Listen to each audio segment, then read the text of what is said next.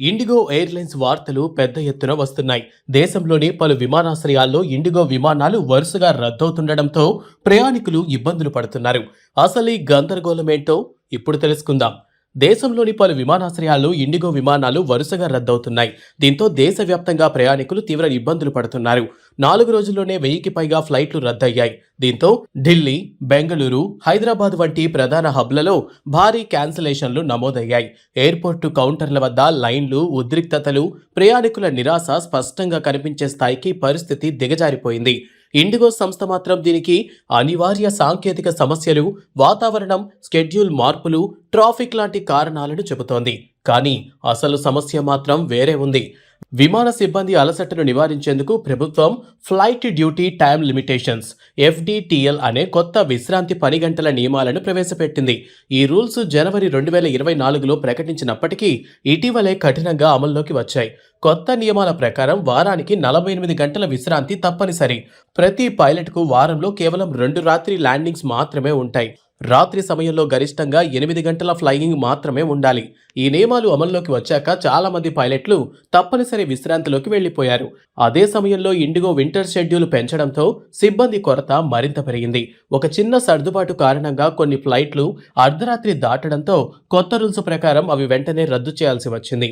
ఈ ఆలస్యాలు వరుసగా మరిన్ని క్యాన్సిలేషన్లకు దారితీశాయి. ఇండియా మొత్తం మీద రోజుకు 2200 ఫ్లైట్లు నడిపేది ఇండిగో. ఏ చిన్న గందరగోళం జరిగినా దాని ప్రభావం భారీగా ఉంటుంది. 10% డిస్టర్బెన్స్ అంటేనే 200 నుండి 400 ఫ్లైట్లపై ప్రభావం పడుతుంది. వేలాది మంది ప్రయాణికులు ఇబ్బంది పడతారు. కేవలం ఒక్క రోజులోనే ఢిల్లీలో 135 డిపార్చర్లు, 90 అరైవల్స్, బెంగళూరులో 50 డిపార్చర్లు, 52 అరైవల్స్ రద్దయ్యాయి. కాగా హైదరాబాద్లో 92 క్యాన్సిలేషన్లు అయ్యాయి. ఇలా దేశవ్యాప్తంగా 48 గంటల్లోనే 600కు పైగా ఫ్లైట్లు రద్దయ్యాయి. ఇది ఇండిగో 20 ఏళ్ల చరిత్రలోనే పెద్ద అంతరాయం.